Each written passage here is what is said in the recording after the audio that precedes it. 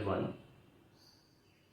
Today we are going to take up a new topic of periodic properties.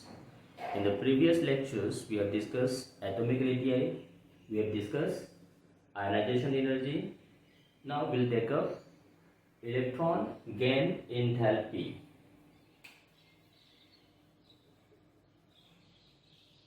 Electron gain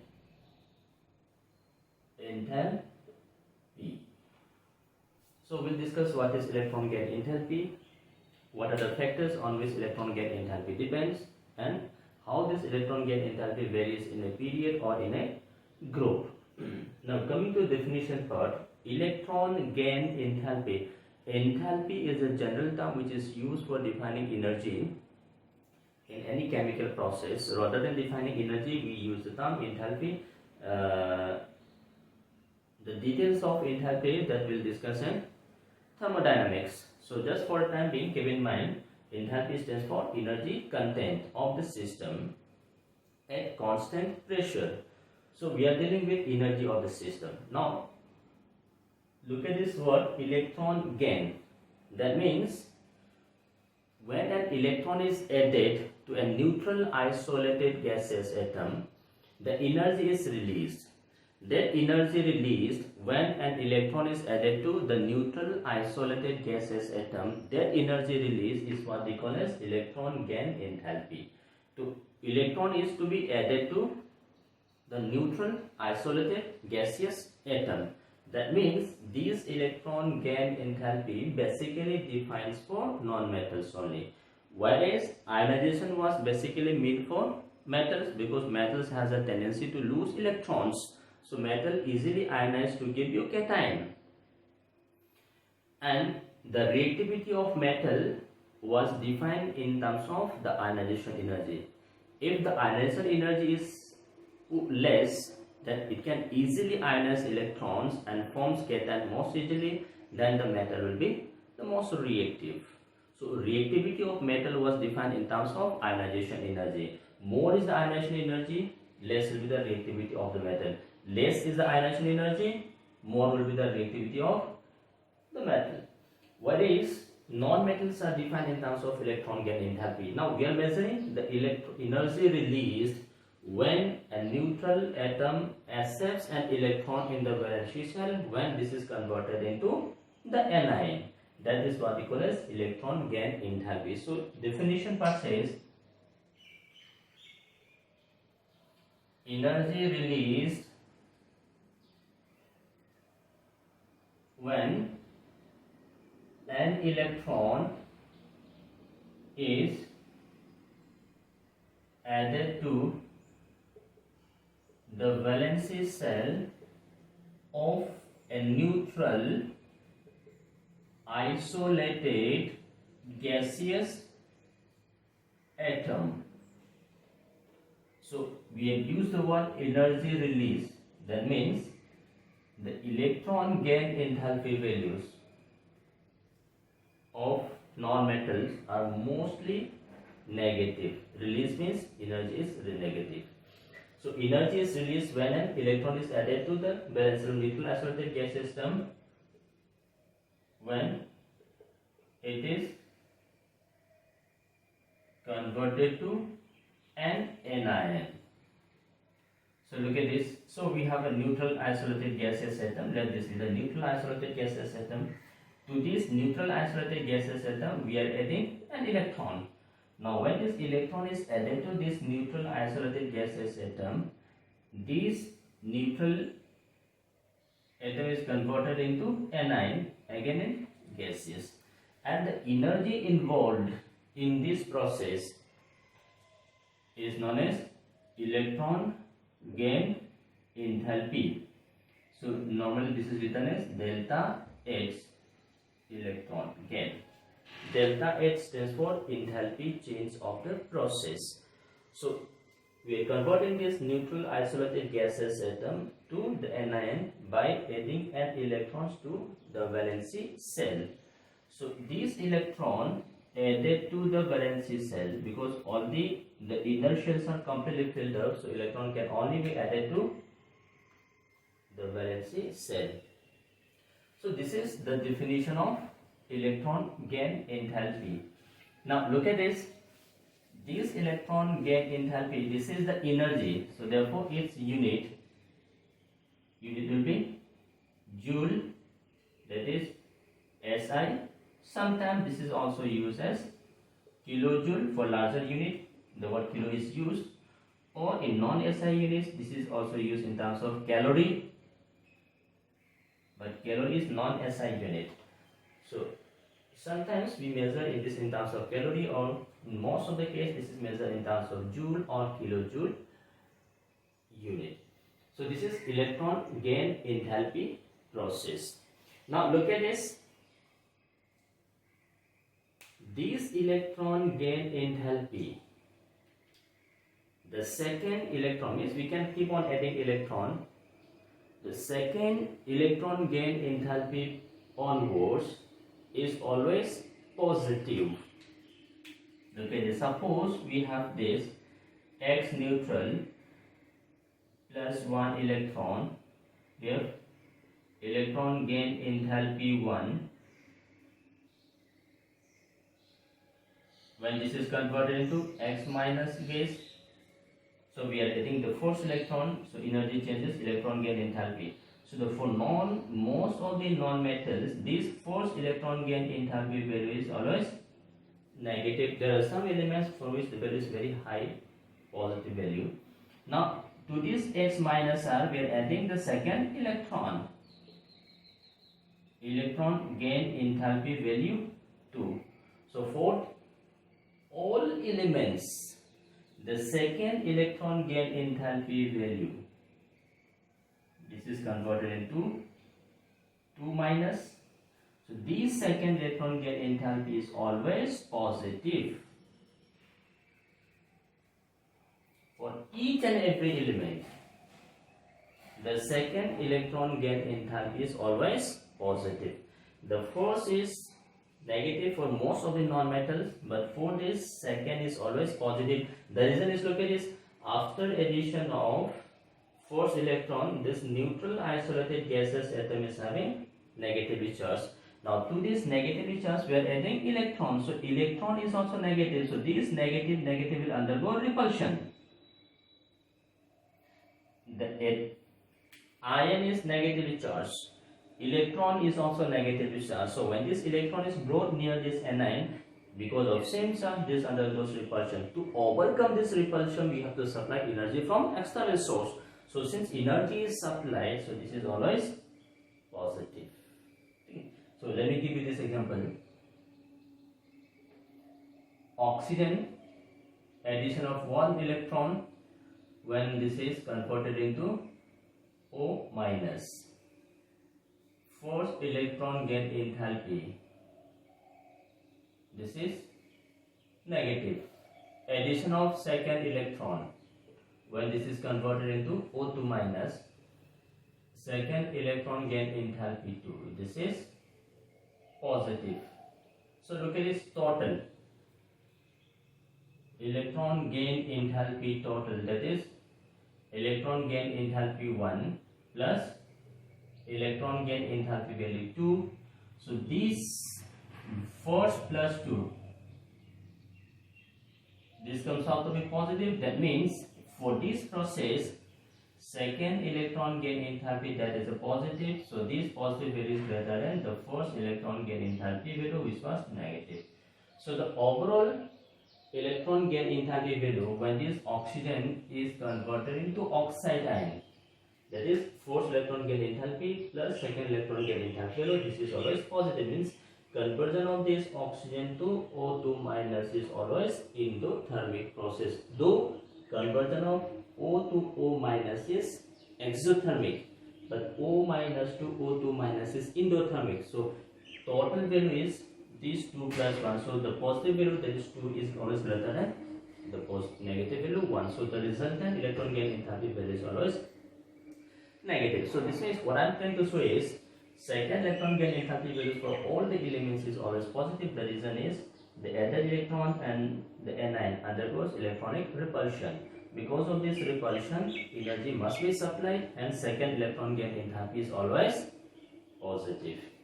Now, having learned this, let's see what are the factors on which this electron gain enthalpy values depends.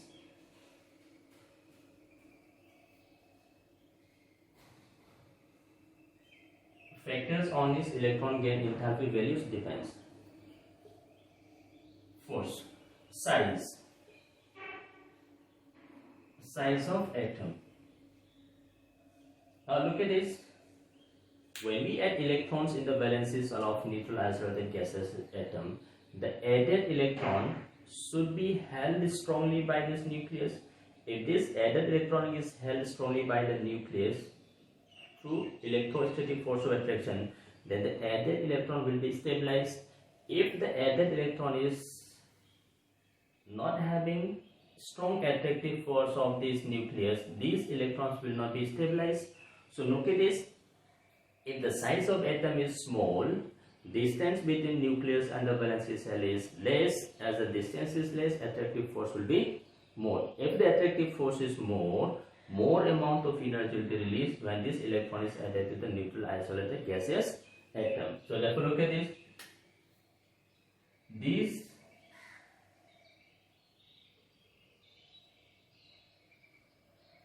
larger size,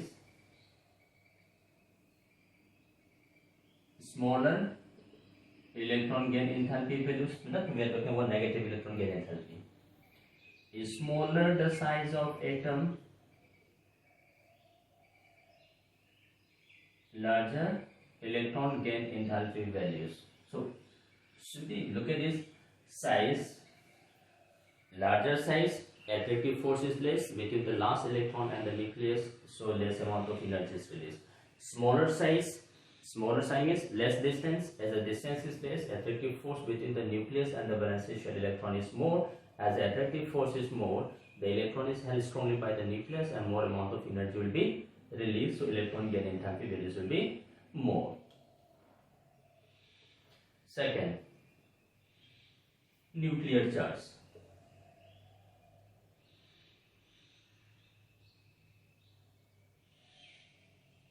Nuclear charge, or we can say Z effective. If the effective nuclear charge is more, that means there exists a strong attractive force between the valence electron and the nucleus. If the nuclear charge is more, the added electron is held strongly by the nucleus, that is more stabilized, more amount of energy is released. If the effective nuclear charge is less, the attractive force between the nucleus and the valence electron is less. As the attractive force is less, the added electron is less stabilized by the nucleus, hence less amount of energy is released. So we can say, look at this, electron gain enthalpy is directly proportional to effective nuclear charge. If the effective nuclear charge is more, stronger attractive force exists, electron gain enthalpy values will be more. Effective nuclear charge less attractive force, less amount of energy will be released. So look at this size, and we have nuclear charge. Third, electronic configuration.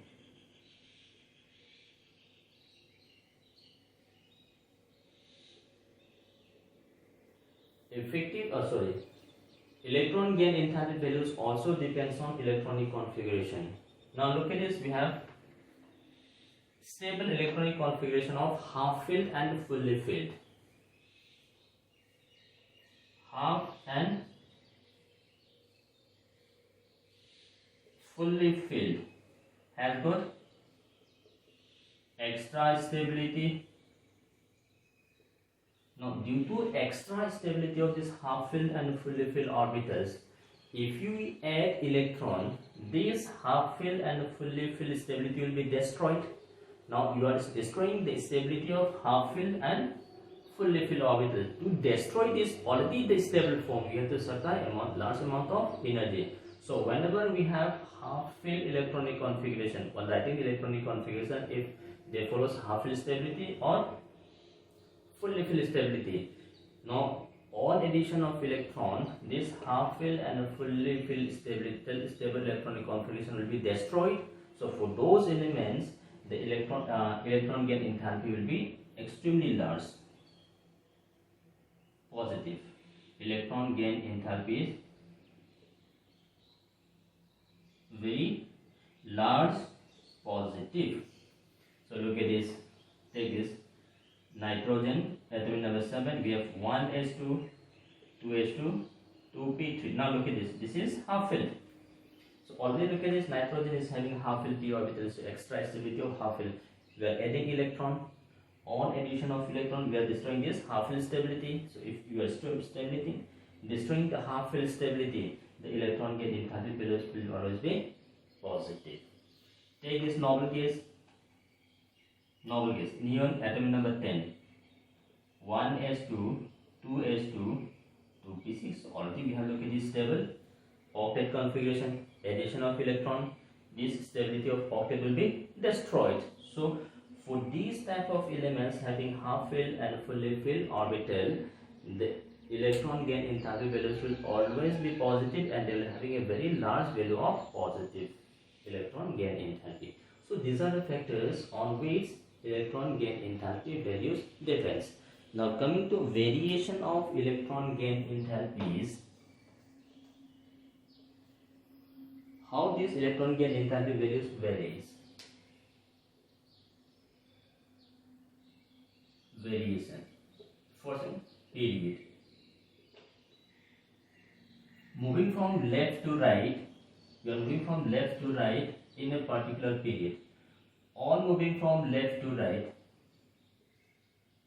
effective nuclear charge increases. As the effective nuclear charge increases, attractive force increases.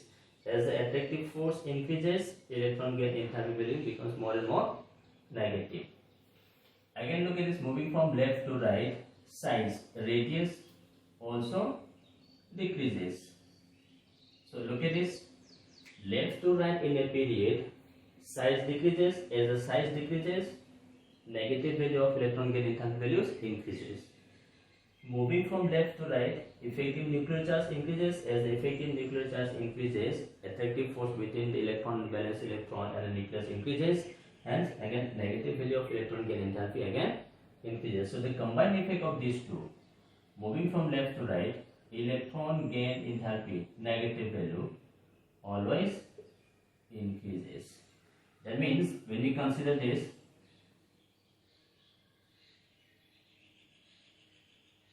nitrogen, oxygen, fluorine, electron gain enthalpy values will be following this order. Fluorine is greater than oxygen, oxygen is greater than nitrogen.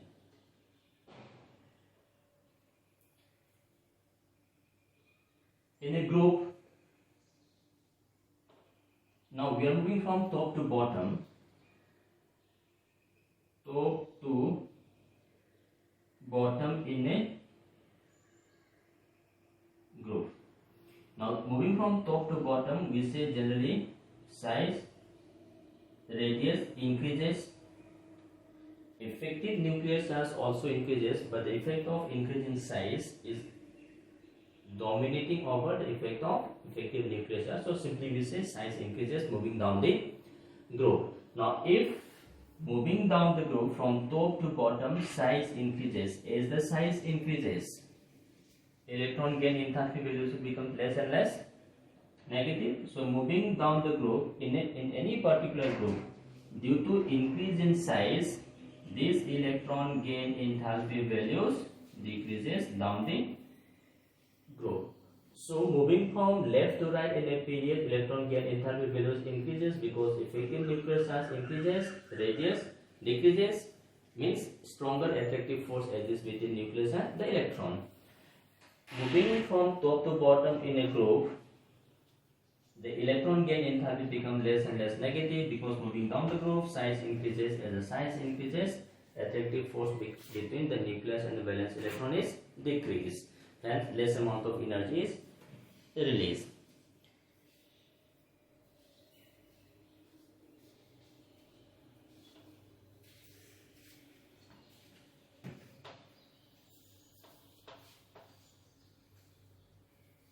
So look at this.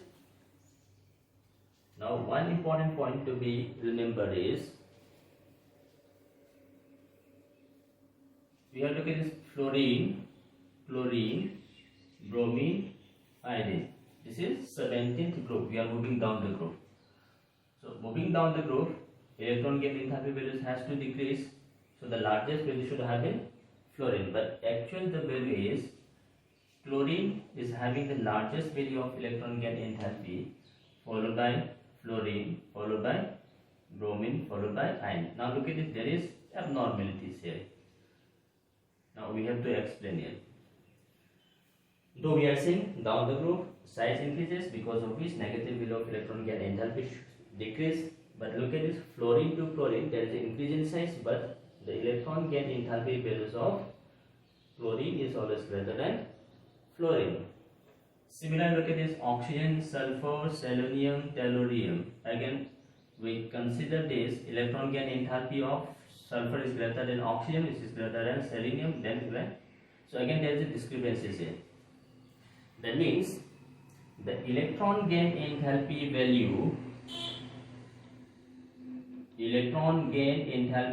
values of third period element is always greater than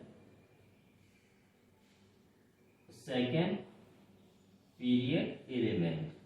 So please keep in mind the electron gain enthalpy values of third period. This is third period, which is greater than second period. This is third period, which is greater than second period. Electron gain enthalpies of third period element is always greater than that of second period element. Now this is due to second period electron is added in smaller 2p shell. Now while discussing electronic configuration, I have told you as the principal quantum number increases, the size of orbital also increases. Now in second period, electron is entering in 2p. In third period, electron is entering 3p. The size of 2p is less than size of 3p. Now, second period, when electron is added to the second period element, electron is added to smaller 2p orbital.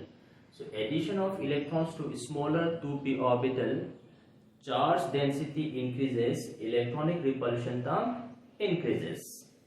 As the electronic repulsion term increases, to overcome this repulsive term, you have to supply some extra amount of energy. So less amount of energy is released. Now moving from second period to third period, the size of p orbital increases. So size of 3p being greater than the size of 2p. When electron is added to 3p, charge density is less, so this explains lesser amount of electronic repulsion. So as the electronic repulsion is less, more amount of energy is released. So this is the reason. So the reason is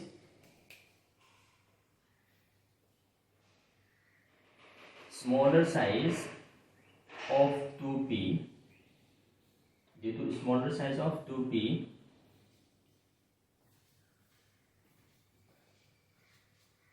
the added electron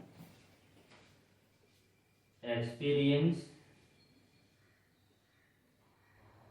more electronic repulsion, whereas the size of 3p being larger, the repulsion term is less. So simply saying, due to smaller size of 2p orbital, when electron is added, the charge density increases, or means electron density increases, electronic repulsion term is more, so less amount of energy is released. Now the size of 3p being greater than size of 2p, when electron is added to 3p orbital, the electron density is less, so less electronic repulsion term exists. As a result, the electron gain enthalpy values of third period is always greater than electron gain enthalpy values of the second period. So otherwise, Normally moving from top to bottom, electron gain enthalpy values always decreases.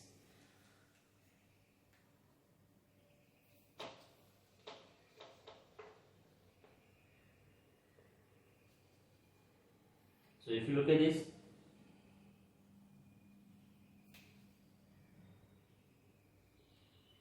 sodium, this is converted into sodium plus 10. We are releasing electron here. Removal of electron, so this is ionization. Take the other way around, Na plus, so all these are in gaseous state. Now we are adding electrons, so this is converted into sodium gas. So this addition of electron, so this is electron gain enthalpy. Now if you look at this, we have same element, sodium, neutral sodium ionized to give you cation. Process is known as ionization. Ionization. So ionization energy is always, suppose this is always positive because we have to supply energy to remove electron. Take the reverse process. We have sodium ion in gaseous state. To this we are adding electron. When this plus 1 is changing into zero state, neutral state, electron is added. So the process is electron gain process.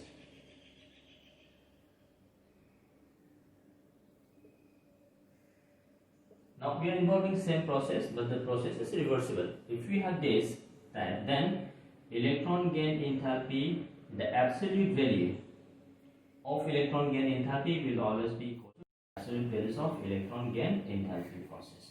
If suppose ionization energy is some plus x, then electron gain enthalpy will be minus x, or we say this ionization energy is equals to minus of electron gain enthalpy for this process. We are not considering different elements, we are considering same element, ionization process, and from ions to the neutral. For this, ionization energy and electron gain enthalpy values will have same numerical value, but sign will be opposite. If ionization energy is always positive, if this is positive, then this must be negative. So negative comes out to be positive. So for the same element, ionization electron gain will have same values of energy, but with opposite sign. So this is ionization energy. Electron gain enthalpy. How this electron gain enthalpy varies, and what are the factors which affects electron gain enthalpy. Okay.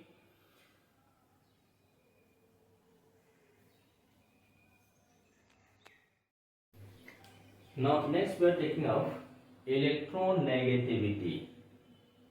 We have discussed electron gain enthalpy, we have discussed ionization enthalpy, now we are discussing electronegativity. Now first of all, this electronegativity is a purely theoretical concept. There is no mathematical or experimental proof by use of which we can justify that this is the electronegativity scale. Whereas electron gain enthalpy or ionization enthalpy, these are experimentally derived quantities. We can always measure the accurate values. But this electronegativity is purely theoretical. So please keep in mind, this is theoretical, whereas electron gain enthalpy, ionization energy was experimental. Electronegativity is always a relative term. That means this electronegativity is always measured with reference to a standard value. So we say this is relative. Whereas ionization energy and electron gain enthalpy, that is not a relative term. Each individual ion will have certain values. This electronegativity, this is not a property of individual atom, but a property of atom in combined state. But a property in combined state, and and that combined state must be covalent bond. So whereas ionization energy and electron gain enthalpy, that was a property of individual atom. But this electronegativity is not a property of individual isolated atom, but is a property of element in the combined state, and that combined state should be covalently bonded system. Now coming to this definition of electronegativity. So electronegativity is defined as the tendency of an atom in a covalently bonded molecule to attract the shared pair of electrons towards itself. So we are having a covalently bonded molecule in which electron is sharing between these two combining atoms. So this shared pair of electron is moving more towards this combining atom. So that means this atom is having stronger attractive force. So this tendency to withdraw this shared pair of electrons towards itself is known as the electronegativity. So the definition says tendency of an atom in a covalently bonded molecule. Tendency of an atom in a covalently bonded molecule to attract the shared pair of electrons towards itself. So always we are having a covalently bonded molecule. In this molecule, the tendency of a particular atom to withdraw the electron pairs towards itself, that is known as electronegativity. So this is always for a combined state, and that combined state is only for covalently bonded molecule. So this is electronegativity. Now look at this. This is definition. Now as I have told you, this is always a relative. For this we need to have a standard. So this is always measured with reference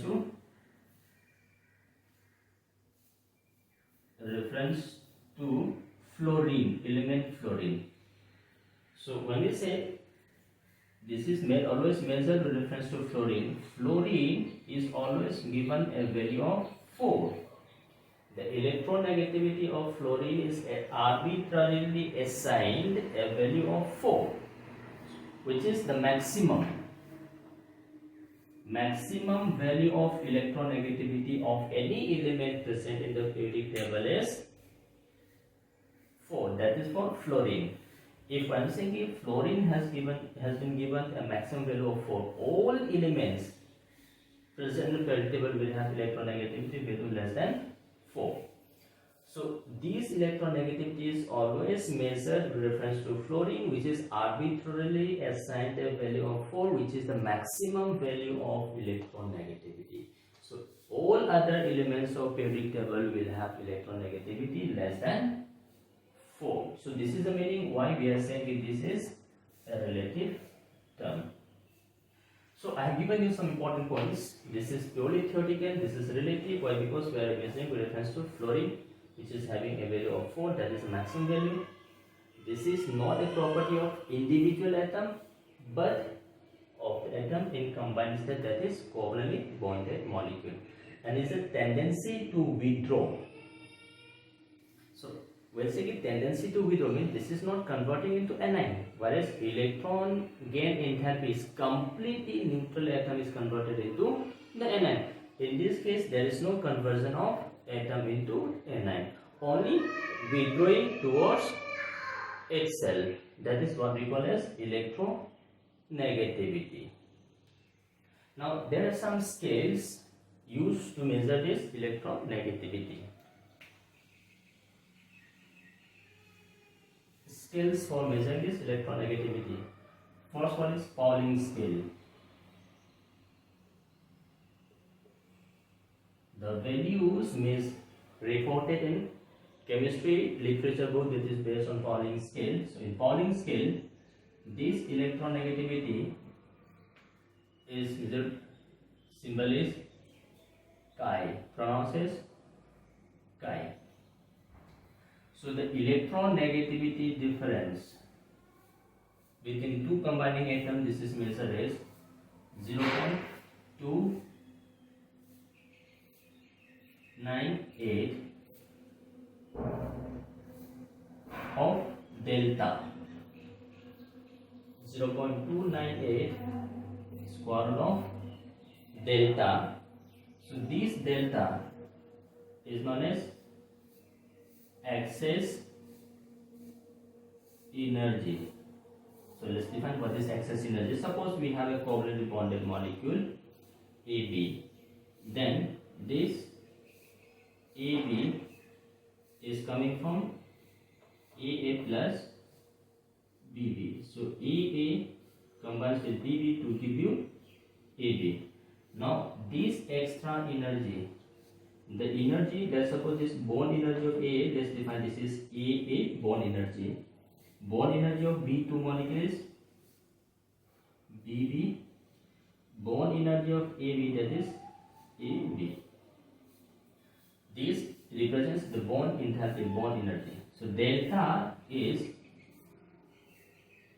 EAB minus geometric mean of bond enthalpies of A2 and B2. This is the value of excess energy. So this is one of the scale by which we can measure electronegativity. Now look at this. Pauling scale, electronegativity difference is always measured in terms of bond enthalpy. So this is defined in terms of bond enthalpy or bond energy. So Pauling scale in terms of bond enthalpy or in terms of bond energy. This is the relation 0.9298 under root delta. Delta is excess energy. This is excess energy.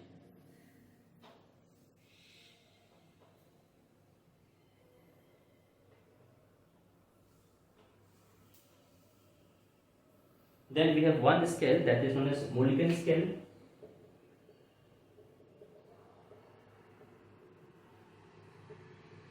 So in molecule scale, this electronegativity is defined as the average of ionization energy and the electron gain enthalpy of the element.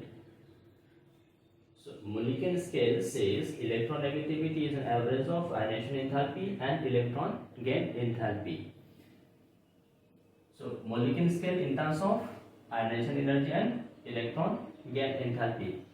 Pauling scale in terms of bond energy. So this is the difference in the scale of Pauling and the Mulliken. The relation between these two,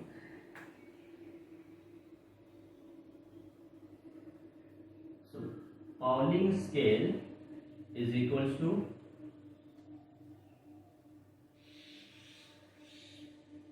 1/2.8 times Mulliken scale.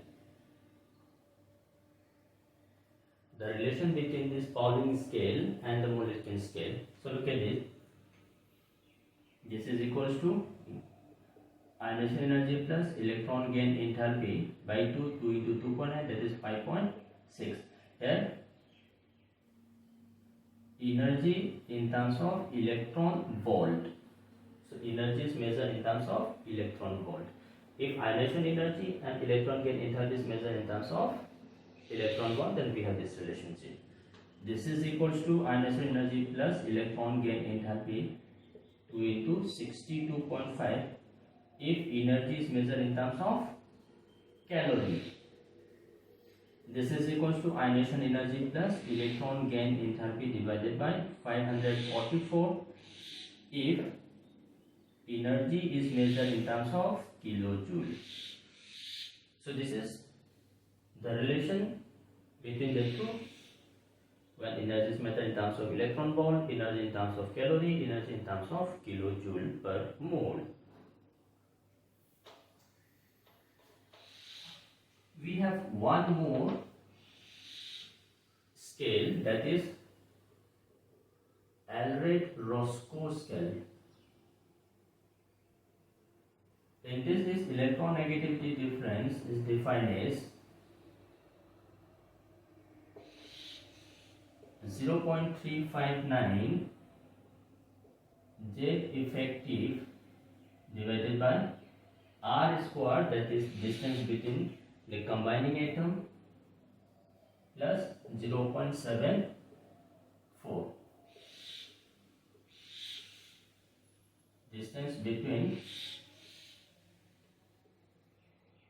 combining atoms. So for this liquid you have to find Z effective by use of Slater's electronic configuration. Then we have to find the bond length or bond distance between the combining atoms. So this is scales by which we can measure electronegativity. Now coming to factors affecting electronegativity.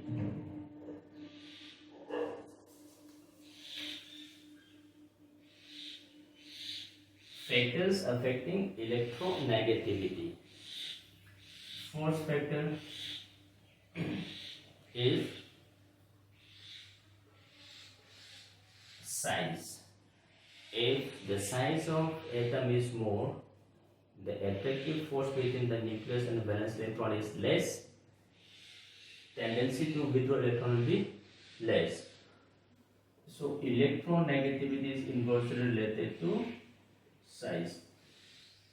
Smaller the size of atom, attractive force between the nucleus and the valence electron will be more. If the attractive force is more, tendency to withdraw electron will be more. So electronegativity is related to size, inversely related to size. Then effective nuclear charge. If the effective nuclear charge is more, attractive force will be more, electron withdrawing capacity will be more. So based on this we can say electronegativity is directly proportional to effective nuclear charge. Number 3. So we have size factor, we have electronegativity, effective nuclear charge. Then we have oxidation state.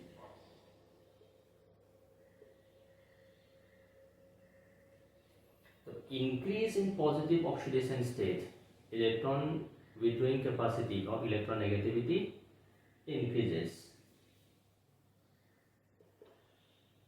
Increasing positive oxidation state increases electronegativity.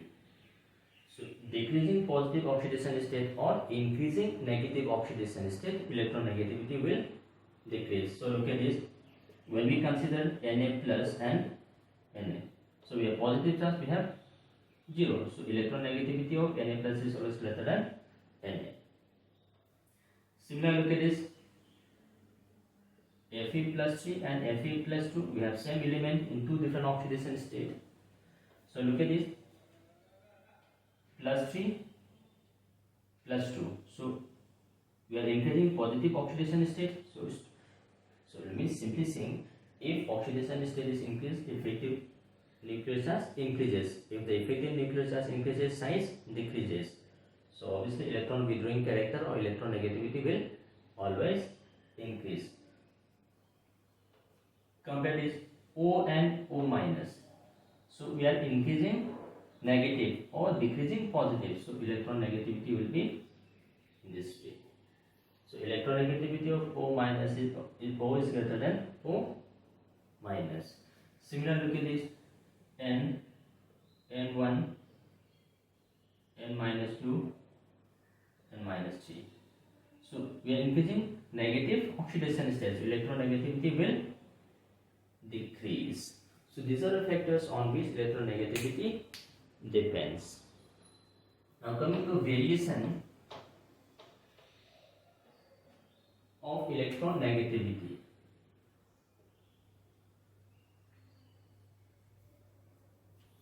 There are some factors like hybridizations. Just let me give this. Hybridization.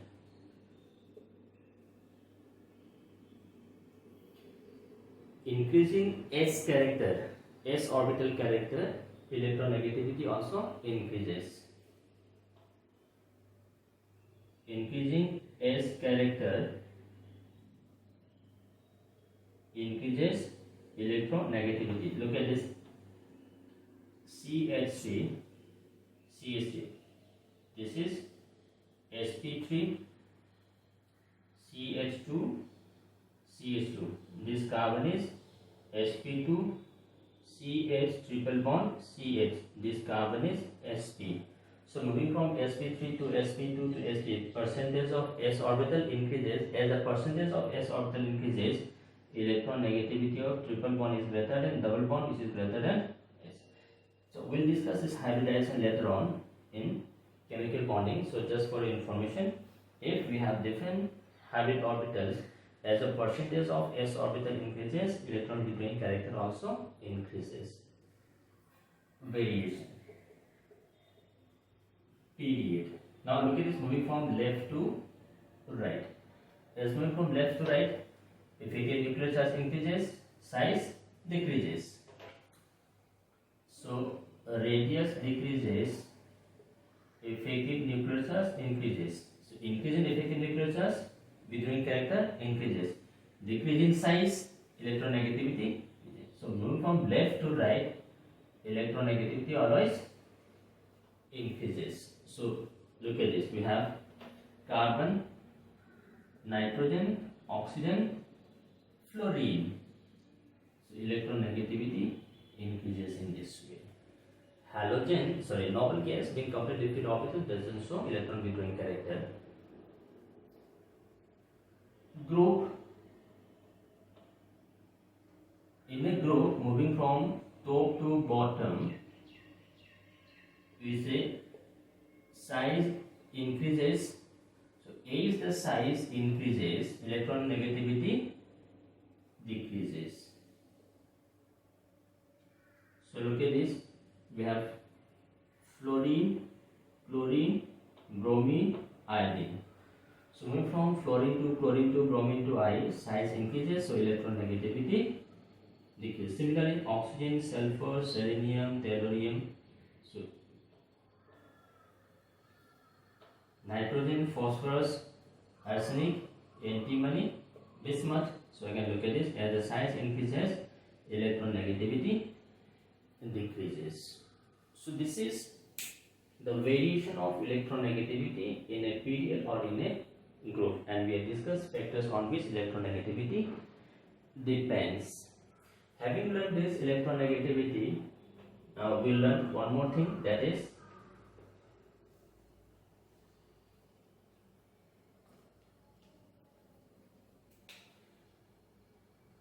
diagonal relationship.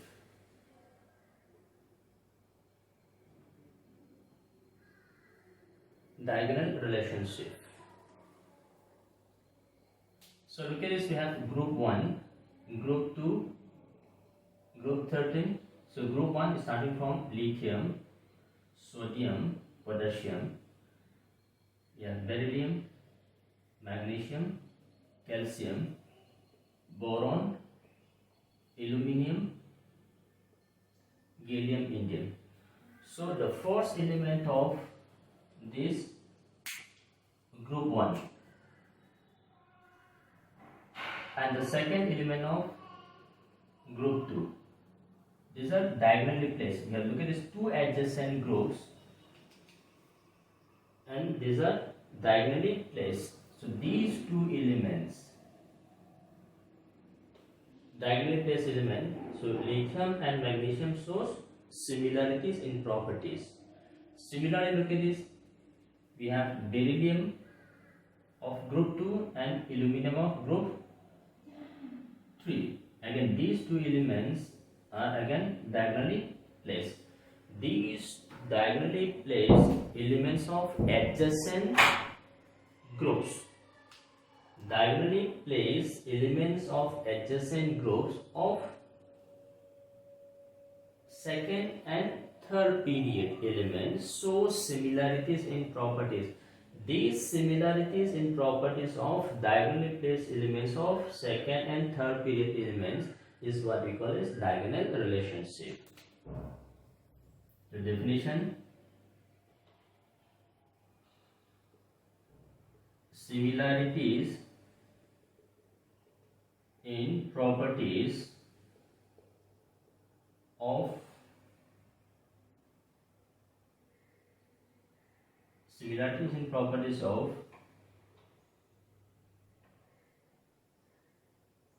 diagonally placed elements of adjacent groups in second and third period elements. This is what we call as diagonal relationship. So why these two elements? Look at this, we have two different groups. Elements are placed in two different groups, but they are having properties, similarities in their properties. This similarity in properties due to similar ionic potential, which is defined as charge to size ratio. So for these two elements which is diagonally placed, they have similar ionic potential, that is charge to size ratio. Because of this, they show chemical properties very close to each other. That means what I am trying to say is the first element of every group shows some abnormal properties.